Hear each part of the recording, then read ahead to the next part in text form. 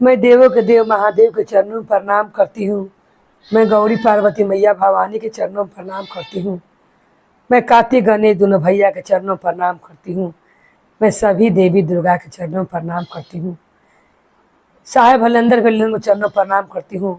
सभी गुरु भाई बहन के चरणों में प्रणाम करती हूँ और महादेव से ही दया मांगती हूँ कि हे महादेव, आप सब पर दया कीजिए, आप पल पल दया कीजिए। हे महादेव, गुरु भाई बहनों, आज आप लोग में एक राजकुमारी की भक्ति की सुचर्चा कथा सुनाती हूँ। कैसे राजकुमारी अपने प्रभु पर कितना निष्ठा भाव से विश्वास करती थी और कैसे प्रभु उस राजकुमारी को हर संकट से, हर मुसीबत से दूर करते हैं।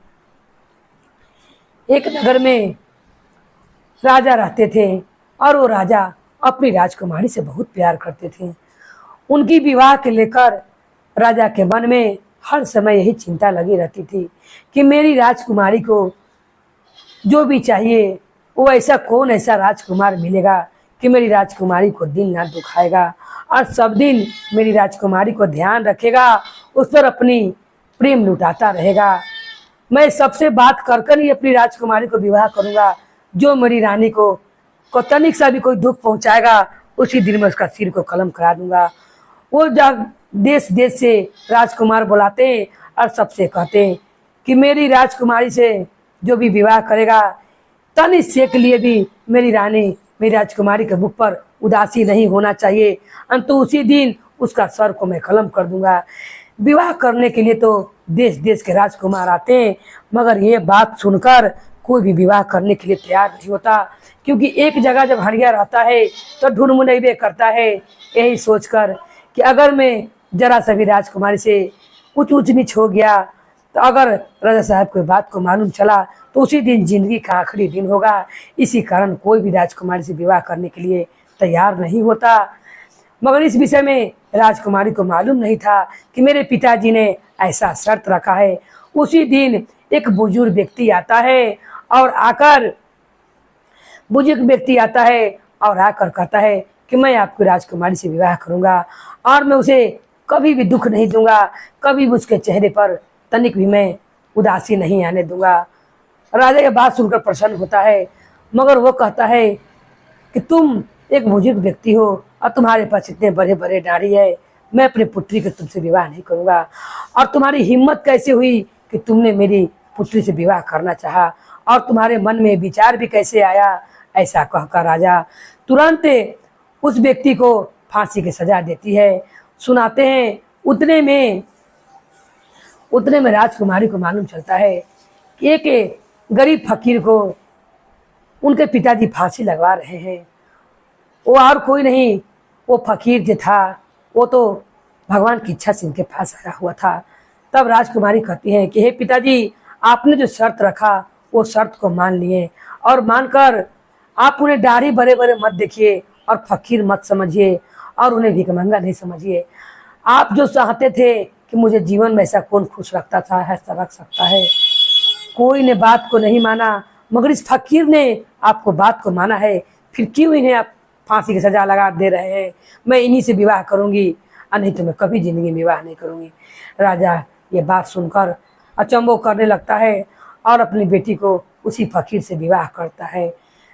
जब विवाह कर फकीर उस राजकुमारी को लेकर आता है, तब कहता है कि ये बताइए कि मेरे पास ना घर है न द्वार है, आपने कैसे मुझसे विवाह करने के लिए तैयार हो गए, बताइए। तब वो कहती है कि मुझे आप में ही अच्छा लगा कि आपने अपने ज़िंदगी के बारे में नहीं सोचा। जितने राजकुमार आए सबने सोचा कि जिस दिन मुझको दुख पहुंचा देंगे उस दिन उनका जीवन का आखिरी दिन होगा, मगर आप भी मेरे जैसा लगता है कि महादेव के सच्चे भक्त हैं। आपने अपने जीवन के बारे में नहीं सोचा और मुझसे विवाह करना चाहा। अरे फकीर ही तो है तो क्या हुआ, मगर आप एक सच्चे दिल के आदमी लगते हैं, और अब जहाँ रखिएगा मैं वहीं रहूँगी, और मैं आप जो खिलाएगा मैं वही खाऊंगी। तो वो फकीर कहता है कि मेरे पास कुछ भी नहीं है, मैं मांग चांद कर लाऊंगा, वही आपको खाने पड़ेगा। तब वो कहती है कि जैसी आपकी इच्छा मैं वही करूँगी, जो आप लाइएगा मैं वही खाऊंगी। तब राजा ढेर सारा धन देकर अपने मंत्री को भेजता है कि मेरी बेटी को दुख ना हो, बेटी कहती है कि मुझे धन नहीं चाहिए, मेरा पति जो मुझे खिलाएगा मैं वही खाऊंगी और मैं जहाँ पर रखेंगे मैं वही रहूंगी। पिताजी से कह देना मेरा चिंता आप छोड़ दे, मेरा सारा भार मेरे पति उठाएंगे, जिनके घर में रह रही हूँ वही जानेंगे मैं क्या खाऊंगी और क्या पीऊंगी।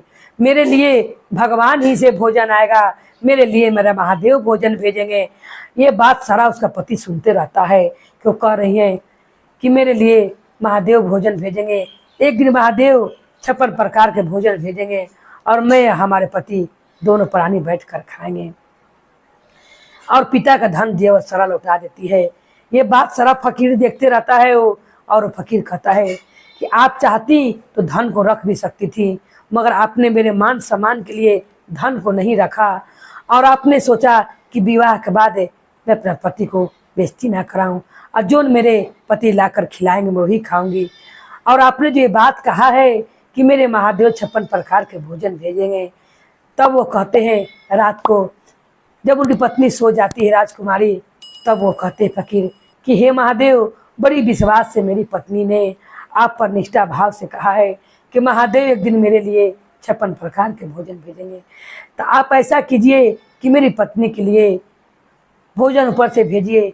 जैसी ऐसा कहते हैं महादेव ये कृपा से थाल सजा हुआ आकाश से नीचे उतरने लगता है और वो थाल आकर उस फकीर के हाथ में गिरता है। फकीर उस थाल को पाकर बड़ी प्रसन्न होता है और अपनी पत्नी के सामने ले जाकर रखता है। पत्नी कहती है हे स्वामी, आप इतना सुंदर भोजन कहाँ से लाएं? तब वो कहते हैं कि तुम्ही ने अभी कहा था कि मेरे लिए और मेरे पति के लिए महादेव भोजन भेजेंगे, और देखो प्रभु ने स्वयं को भोजन भेजा है। ये ऊपर से खाना आया है। ये सारा नज़ारा राजा का मंत्री देखते रहता है। वो देख कर अचंभो करता है कि ऊपर से खाना आ रहा है, और वो जाकर राजा से कहता है कि हे राजा साहेब, वो फकीर कोई अच्छा आदमी नहीं, वो जादूगर है। वो अपना आपको बेटी को मार को खा जाएगा, आपको बेटी को कब्जा में कर लेगा। वो जादू से खाना मंगाता है। मैंने देखा है थाल में सजा हुआ खाना ऊपर से आ रहा था और आकर आपको बेटी या दामाद दोनों खा रहे थे। राजा ये सुनकर बेचैन हो जाता है कि मेरी बेटी के जीवन अब खतरे में है। राजा एक तंत्री के पास जाता है और वो तंत्री इसे जादू करना राजा को सिखाता है। कहता है राजा कि पहले मैं उसे फकीर को मारना चाहता हूँ जो मेरी बेटी से विवाह किया है, क्योंकि वो मेरी बेटी को मार डालेगा। वो आकाश से खाना मंगाता है। तो तांत्रिक सिखाता है राजा को कि मैं जैसा कहता हूँ तुम वैसा करना और मेरे बाण को उल्टा नहीं करना। अगर तुम्हें जो मैं बोलता हूँ बोलने के लिए अगर तुम वो नहीं बोलोगे और दूसरा कुछ बोलोगे तो तुम स्वयं को पागल हो जाओगे। राजा कहता है कि ठीक है, और वो जादू करने के लिए राजकुमारी के पास आता है। फिर आकर छुप कर देखता है। फिर रात होती है और फिर ये फकीर कहता है कि हे महादेव, मेरी पत्नी के लिए थाल से भरा हुआ भोजन भेजिए। और प्रभु के आकाश से भोजन उतरने लगता है। जब भोजन उतरता है, ये भोजन दोनों पति पत्नी खात करते हैं। ये देखकर राजा सोचता है कि अब क्यों ना मैं जो तांत्रिक सिखाया था वैसा मैं कर लूँ। तांत्रिक ने कहा था कि बाएं हाथ का धूल उस पर फेंकना और दाहिने हाथ का धूल अपने ऊपर फेंकना, तब वो तुरंत वहीं पर पागल हो जाएगा वो फकीर, और पागल होकर तुम्हारी बेटी को छोड़ देगा। तब तुम अपनी बेटी को लेकर चले आना। उतने में राजा क्या करता है कि वो भुला जाता है, दाहिने हाथ का धूल अपने ऊपर फेंक लेता है और बाएं हाथ का धूल अपने दामाद पर फेंक देता है। और तो बोल ही रहता है तांत्रिक कि तुम दाहिने हाथ का धूल दामाद पर फेंकना और बाहिने हाथ का जो धूल है अपने ऊपर फेंकना। अब राजा स्वयं को पागल ऐसा करने लगता है। तब मंत्री आता है और आकर राजकुमारी को सारा हाल बताता है और कहता है कि राजकुमारी, आपके पिताजी पागल हो गए हैं। राजकुमारी दुखी बात को सुनकर अपने नैहर को जाती है और अपने पिता को विवाह इस हालत में देखकर कहती है कि आपने ऐसा क्या किया कि आपको ऐसी दशा हो गई। सारा हाल मंत्री बताता है और कहता है कि आपके पति को मारने के लिए, पागल करने के लिए महाराज स्वयं तंत्र सीख कर गए थे। जो तांत्रिक ने बताया था दाहिना हाथ वाला अपने पति पर फेंकने के लिए, बायां वाला अपने पर, ये उल्टा कर दिए हैं आपके पति पर फेंकने वाला अपने पर फेंक लिए, अपने पर फेंकने वाला आपका पति पर फेंक लिए हैं। तब वो कहती है राजकुमारी कि हे स्वामी, आप इस महादेव से कहकर मेरे लिए भोजन मंगाते हैं, उन्हीं से प्रार्थना कर कर मेरे पिताजी को ठीक करा दीजिए। तब वो कहते हैं, तांत्रिक जो रहता है, जो वो जिनका पति रहता है, फकीर कहता है कि मैं ऐसा जरूर करूँगा। और वो महादेव के लगे प्रार्थना करते हैं और कहते हैं कि हे प्रभु, इनके मेरी पत्नी को जो पति, मेरे पत्नी जो मुझसे अपना पति मानकर, मुझे इतना फकीर रहते हुए मुझे पति मानकर मेरे संग हर दुख सुख में साथ रही, कभी अपना पति के मुझे कभी मुझसे शिकायत नहीं की और कभी भी अपने पिता के धन पर लोभ ना की, राजकुमारी होते हुए भी गरीबी की जिंदगी बिताया है। हे प्रभु, आप इनको पिता को अच्छा कर दीजिए।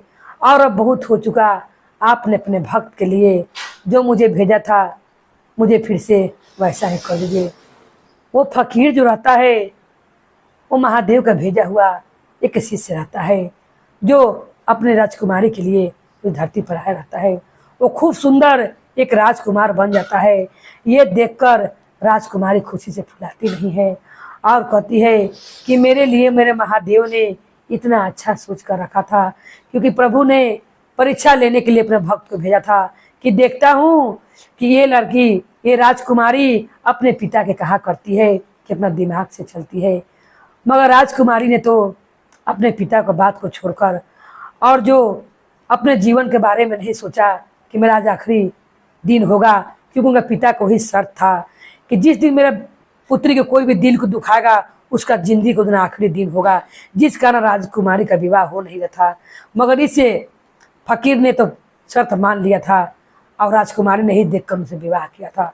खूब सुंदर राजकुमार बन जाते हैं और जब उनका पिता ठीक हो जाते हैं, शर्म सुन गया आँख झुक जाती है और वो कहते हैं, पुत्री मुझे क्षमा कर दो, मैंने तुम्हारा पति को मारना चाहा, पागल करना चाहा, तुमसे दूर करना चाहा, मगर हम लोग से भी बेसी, मुझसे भी बेसी तुम्हारे लिए तुम्हारे महादेव ने सोच कर रखा था और तुम्हारे लिए इतना अच्छा सुंदर जीवन साथी चुना था।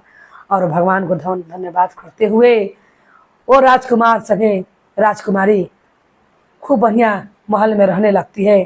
प्रभु कृपा से वो फकीर जो राजकुमार बनता है कहता है कि मैं भी आपका परीक्षा ले रहा था, ये मेरा घर द्वार नहीं, मेरा घर यहाँ से हटकर है, और अपने नगर को ले जाता है और राजकुमारी को रानी बना कर रखने लगता है। तो कहा जाता है कि ज़िंदगी में अगर संतोष हो और अच्छे लोग निर्णय लेते हैं तो उनका फल भी अच्छा ही मिलता है।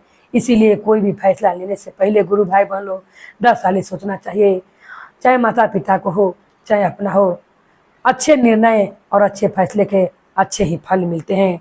बुरे सोच और बुरे कर्म का बुरा ही फल मिलता है और अच्छे सोच अच्छे कर्म का अच्छा ही फल मिलता है। जिस तरह राजकुमारी को अच्छा फल मिला उनका अच्छा सोच का, तो जिस तरह महादेव ने राजकुमारी पर इतना कृपा किया, उनका जीवन को संवार दिया, उसी तरह सब भक्त को जीवन को संवार दे और सब दुख से उनके दूर रखे।